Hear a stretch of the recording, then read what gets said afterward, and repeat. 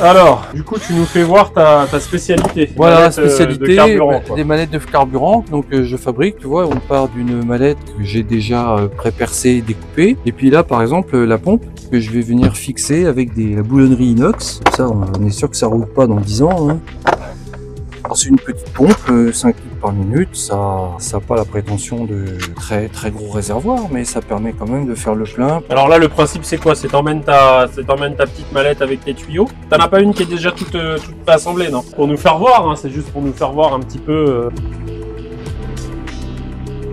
Donc notre petite mallette de pompe pour le transfert de carburant. Alors voilà, le transfert de carburant. Dis-nous, parce que moi à la base je connaissais pas du tout le concept de ce que tu faisais. Donc c'est quoi ce truc en fait? C'était la valise RTL là. La valise RTL, ouais, la valise RTL. Voilà.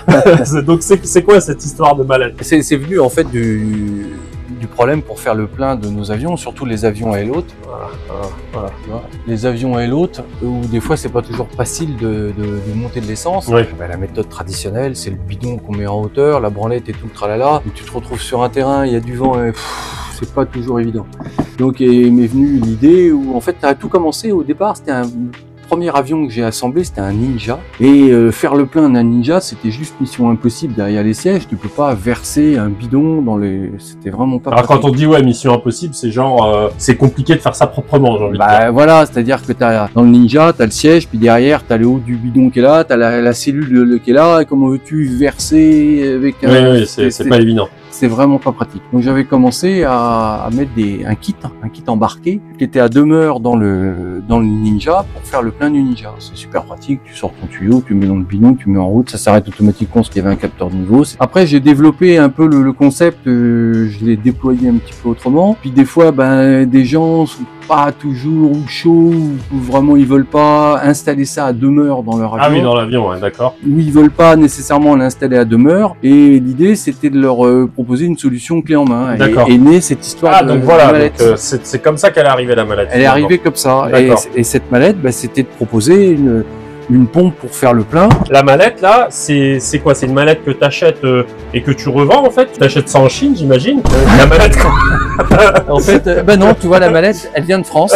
D'accord, ok. Tiens, il y en a une là, tu vois, qui est en fabrication. Donc en fait, c'est toi qui fais tout depuis le début. Donc tu fabriques la mallette? Non, tu l'achètes. Si. Bah non, pas la mallette, je vais pas je sais pas. Tu pourrais faire la fonderie du plastique. Oui, chez moi, sur la cheminée, je fonds le plastique, je le coule dans un moule. Donc t'achètes une mallette qui est vide. Je détourne tous les trous. Tu fais donc tous les petits trous, les petits machins. Voilà, les petits trous. Je viens y mettre dedans. Là, j'étais en train d'en fabriquer une, par exemple. Là, une pompe avec. Donc là, tu viens visser la pompe. Voilà, là, c'est une boulonnerie inox. Là, la pompe, elle est déjà en place. D'accord. Ah oui, donc là, les petites voilà, les boulons inox. Okay. Je viens rajouter dessus des petits tampons, des petits pieds en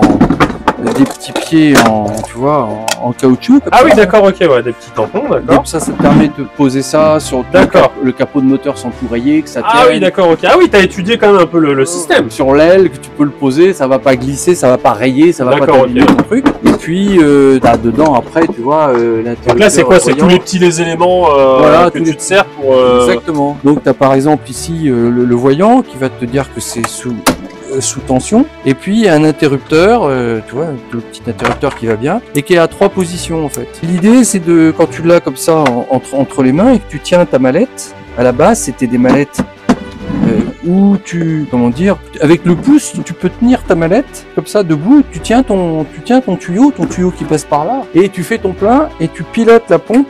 Ah oui, d'accord, ok, avec l'interrupteur. C'est la gâchette du pistolet si on peut dire. Oui, d'accord, ok. Ou tu le maintiens avec le pouce. Ou alors tu bascules l'autre position qui est en pompage continu et tu le laisses comme ça tourner. Alors tu vas nous faire voir peut-être sur la mallette qui est toute assemblée. Il y en a une, bon elle est pas très belle parce que oui, c'est une mallette que tu utilises ici. Oui, voilà, c'est ça que j'utilise. Donc ça donne ça une fois fini. D'accord. Ça c'est le tuyau. Alors qu'est-ce qu'il y a? Donc ça c'est quoi? C'est le câble? Le câble électrique. Donc ça tu le branches sur l'allume-cigare. Sur l'allume-cigare.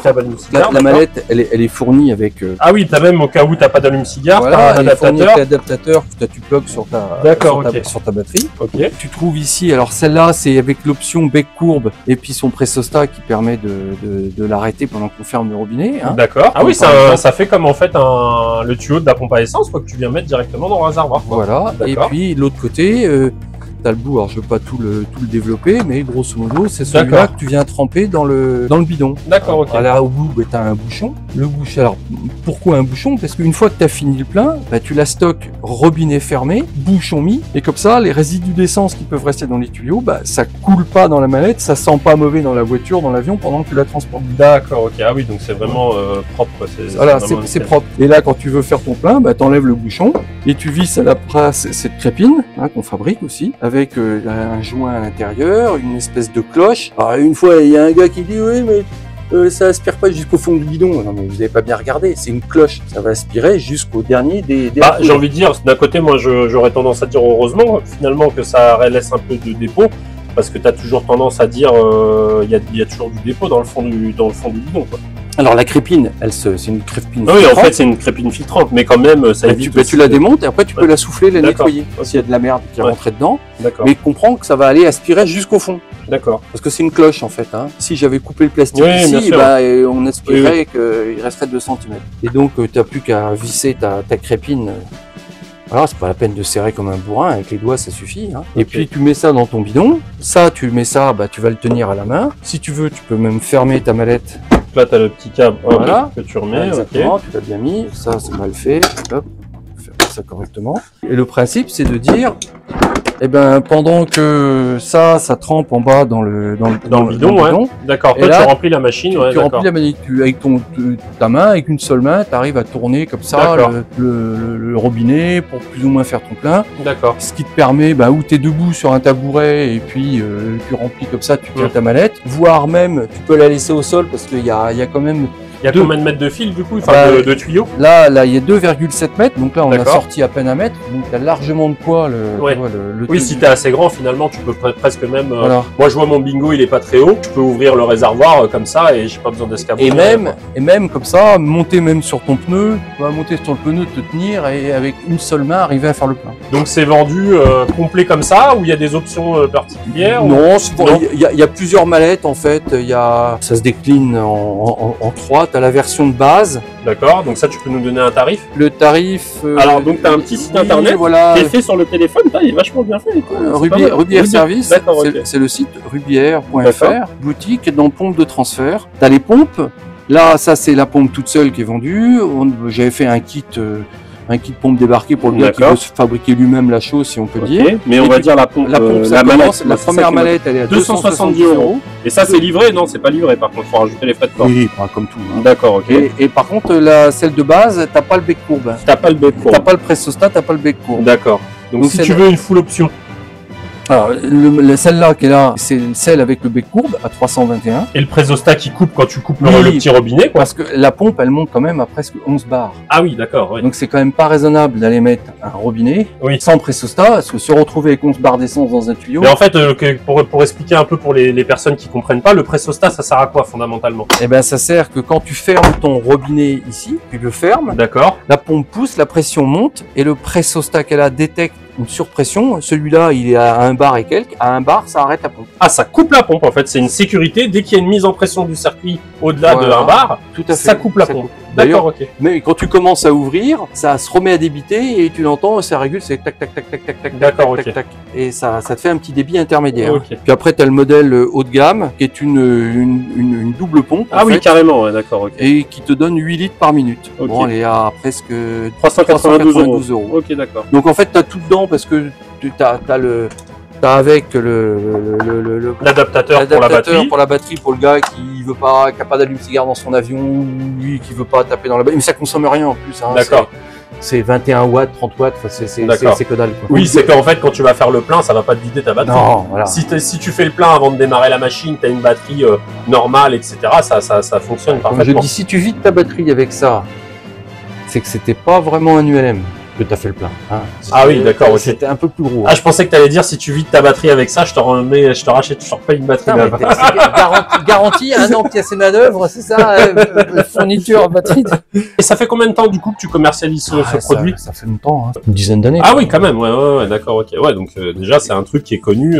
Enfin, moi, je connaissais pas plus que ça, en fait. Hein. Je l'ai connu en te connaissant en même temps. Mais c'est vrai qu'effectivement, quand je vois même à mon club à l'époque, enfin mon ancien club, ils se prenaient la tête avec des histoires de pompes à carburant, machin. Quand tu vois ça, c'est pas un prix exorbitant, c'est propre, c'est carré. Dedans, t'as un fusible intégré là-dedans. D'accord. Ouais, donc il y a une protection. Intégrée là. Oui, puis en plus, finalement, t'as toutes les pièces détachées s'il y a un souci. Voilà. Etc. Okay. Alors après, le top du top, ben, c'est quand même quand t'as ton kit embarqué dans l'avion. Oui. Mais là, faut venir le poser chez toi, là. On peut venir avec ta machine, on achète le kit. Oui, alors j'ai des forfaits pause. D'accord, ok. Ouais, donc les Savannah. Si t'as pas un Savannah, t'as raté ta vie. Oui, non mais pas un Savannah, ne débattons pas là-dessus, Fred, parce que là on va. Si t'as pas un Ninja, si t'as pas un VL3 ou une Rolex au poignet, t'as raté ta vie. Oui, c'est bon, ça c'est un autre débat. Bon, le problème c'est que ces machines-là, elles sont des ailes hautes et pour faire le plein, c'est pas pratique. Ouais. Et j'ai développé des kits qui se embarqués. D'accord. Et qu'il faut installer dans l'avion. Si le gars veut pas le faire, bon bah tu peux l'installer. Oui, il peut le faire. Tu peux le faire. Je peux le faire. Non, mais c'est intéressant, non, mais parce qu'il y en a qui bricolent pas. Tu rigoles, mais il y en a qui bricolent pas. Je sais bien. Il y en a qui bricolent pas. Puis il y a des gens qui sont. Même si tu dis que, par exemple, tu sais bricoler un minimum, mais si tu as envie d'avoir un gage de sécurité, de garantie, que c'est fait dans les règles de l'art, etc., le gars, il peut venir avec sa machine. Et je lui fais. Tu te déplaces, toi, pour le faire, éventuellement? Alors, c'est pas trop long, peut-être? C'est un peu long à faire. C'est-à-dire que je sais plus à combien le forfait, 500, 500. C'est des heures de travail. Ouais. Je préfère quand même le faire ici chez moi. Ça oui, parce que tu as ton équipement, tu as toutes tes marques. S'il y a un problème, l'outil qui va pas bien, qu'il faut retrouver, une modif ou n'importe quoi. Donc il faut venir. Quoi. Le mieux, c'est de venir, me laisser la machine, et puis que je puisse bosser tranquillement, sans stress et sans pression de temps. D'accord. Mais toi, tu fais un forfait, quoi. Si on vient, par exemple, avec une machine que tu connais, tu donnes un forfait, après toi tu donnes un délai, mais voilà. Je veux dire, c'est un forfait, c'est pas autant passé, quoi. Non, c'est pas autant passé. Maintenant, si la machine est inconnue, je vais le faire autant passer. Forcément, oui. Ça permet aussi des fois de modifier des circuits comme des Savannah par exemple. Ah mais arrête avec ton Savannah, tu lui en veux, c'est pas possible. Si t'en as pas un, t'as raté ta vie. Non mais moi j'ai un bingo donc j'ai pas raté ma vie. C'est pareil, c'est presque un Savannah, bah donc c'est bon, la même chose. C'est bon. C'est la même chose. C'est que le nom qui change. Et des fois, il y a des robinets d'essence pour isoler les réservoirs, des choses comme ça, des modifications. Enfin, ok. On va revenir sérieusement sur ces histoires de mallette par rapport au système embarqué. Avantage, inconvénient. L'avantage de la mallette, c'est qu'elle est polyvalente sur toutes les machines. Puis tu peux t'en servir pour tout, pour ta moto, ta voiture. Oui, bien sûr. Vider une cuve de ce que tu veux, rebalancer, tu peux l'utiliser sur. Tu peux même, je pense à ça, tu t'es trompé de carburant dans ta voiture, tac, tu veux vider. Exactement. Tu peux faire ça aussi. Voilà. L'inconvénient, entre guillemets, c'est sa mise en œuvre. C'est-à-dire, bon voilà, il faut ouvrir la mallette, déployer. Ouais, mais à un moment donné, faut peut-être pas exagérer non plus. Attends, à ce moment-là, tu te poses à la station-service, tu vas faire le directement. Et je t'explique pourquoi je te dis ça. C'est que imagine le professionnel ou le gars qui exploite sa machine, qui fait des baptêmes de l'air, de l'instruction et compagnie. Le gars qui a pas un kit embarqué pour faire son plein, pour moi c'est une faute. Parce que il passe tellement de temps à déployer, faire son plein, faire son machin, il passe trop de temps à faire ça. S'il veut être un peu productif, t'imagines le système qui est embarqué, tu ouvres la porte, tu sors les tuyaux, tu le mets dans le bidon, tu mets sur on, tu t'en occupes même pas. Ça s'arrête tout seul quand c'est plein et on n'en parle plus. Pendant ce temps, tu fais autre chose, tu briefes, tu nettoies et compagnie.